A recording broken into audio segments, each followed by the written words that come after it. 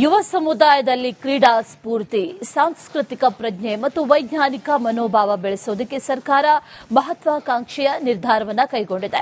ರಾಜ್ಯಾದ್ಯಂತ ಬರೋಬ್ಬರಿ 10,000 ಭಾರತ್ ಜೋಡೋ ಯುವ ಸಂಘಗಳ ಸ್ಥಾಪನೆಗೆ ಅಧಿಕೃತ ಆದೇಶವನ್ನು ಹೊರಡಿಸಿದೆ. ಈ ಕುರಿತಾದಂತಹ ಒಂದು ವಿಶೇಷ ವರದಿ ಇದೆ, ನೋಡ್ಕೊಂಡ್ಬನ್ನಿ.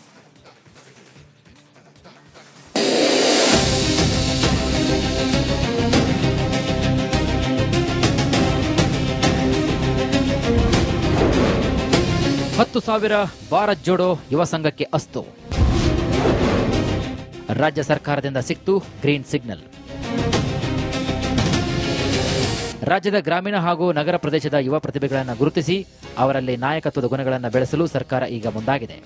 ಇದಕ್ಕಾಗಿ ಗ್ರಾಮ ಪಂಚಾಯಿತಿ ಮತ್ತು ನಗರ ವಾರ್ಡ್ಗಳ ವ್ಯಾಪ್ತಿಯಲ್ಲಿ ಭಾರತ್ ಜೋಡೋ ಯುವ ಸಂಘಗಳನ್ನು ಸ್ಥಾಪಿಸಲು ಅಧಿಕೃತ ಸರ್ಕಾರಿ ಆದೇಶವನ್ನು ಹೊರಡಿಸಲಾಗಿದೆ. ಅತ್ಯಂತ ವ್ಯವಸ್ಥಿತವಾಗಿ ಜನಸಂಖ್ಯೆಯ ಆಧಾರದ ಮೇಲೆ ಈ ಸಂಘಗಳನ್ನು ವಿಂಗಡಣೆ ಮಾಡಲಾಗ್ತಾ ಇದ್ದು, ಪ್ರತಿ ಹಳ್ಳಿಯಿಂದ ಹಿಡಿದು ಮಹಾನಗರದ ವಾರ್ಡ್ವರೆಗೂ ಕೂಡ ಈ ನೆಟ್ವರ್ಕ್ ವಿಸ್ತರಿಸಲಿದೆ.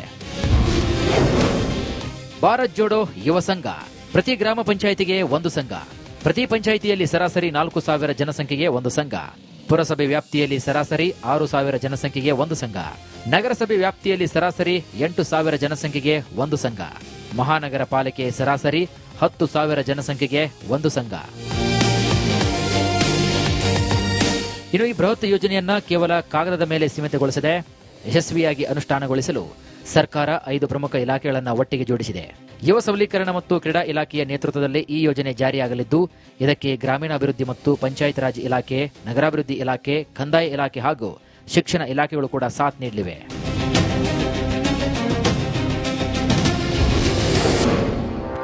ಭಾರತ್ ಜೋಡೋ ಸಂಘಕ್ಕೆ ಎಷ್ಟು ವೆಚ್ಚ?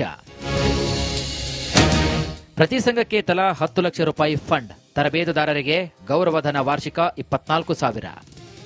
ಭಾರತ್ ಜೋಡೋ ತಮಗೆ ಗೊತ್ತಿದೆ. ಭಾರತ್ ಜೋಡೋ ಹೇಗೆ ಪ್ರಾರಂಭ ಆಯಿತು ಅಂತೇಳಿ ಮಾನ್ಯ ರಾಹುಲ್ ಗಾಂಧಿಯವರು ಒಂದು ಹೊಸ ಸಂದೇಶವನ್ನು ಈ ದೇಶದ ಯುವಕರಿಗೆ ಕೊಡಬೇಕು ಅಂತೇಳಿ ಕಾಶ್ಮೀರದಿಂದ ಕನ್ಯಾಕುಮಾರಿವರೆಗೂ 3,000ಕ್ಕೂ ಹೆಚ್ಚು ಕಿಲೋಮೀಟರ್ಗಳನ್ನು ಪಾದಯಾತ್ರೆ ಮೂಲಕ ಮಾಡಿದರು.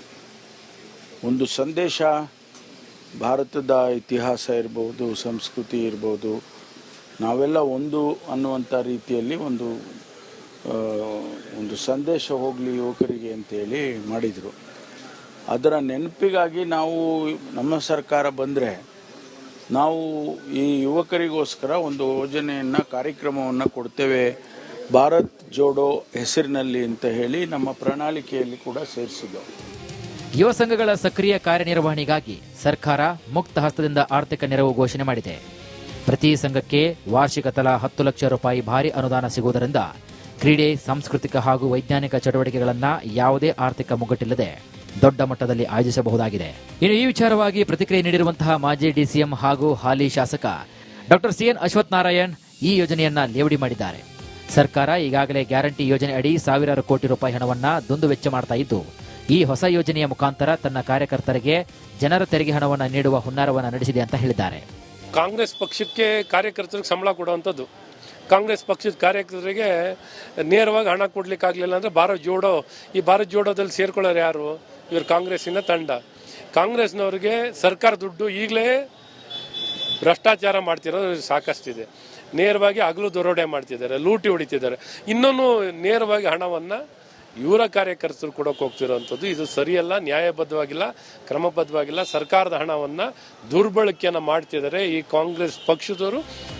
ಯುವ ಜನರನ್ನ ಸಬಲೀಕರಣಗೊಳಿಸಿ ಅವರನ್ನ ಈ ನಾಡಿನ ಸತ್ಪ್ರಜೆಗಳನ್ನಾಗಿ ರೂಪಿಸುವ ಸರ್ಕಾರದ ಈ ಪ್ಲಾನ್ ಇದೆಯಲ್ಲ, ಯುವ ಸಮುದಾಯದಲ್ಲಿ ಹೊಸ ಭರವಸೆ ಮೂಡಿಸುತ್ತೆ ಅನ್ನೋದು ಸರ್ಕಾರದ ಅಭಿಪ್ರಾಯವಾದರೆ, ಕಾಂಗ್ರೆಸ್ ತನ್ನ ವೋಟ್ ಬ್ಯಾಂಕ್ ಗಟ್ಟಿ ಮಾಡಿಕೊಳ್ಳುವ ನಾಟಕವನ್ನ ಈಗಿನಿಂದಲೇ ಪ್ರಾರಂಭಿಸಿದೆ ಅಂತ ವಿಪಕ್ಷಗಳು ಟೀಕೆ ಮಾಡುತ್ತಿವೆ.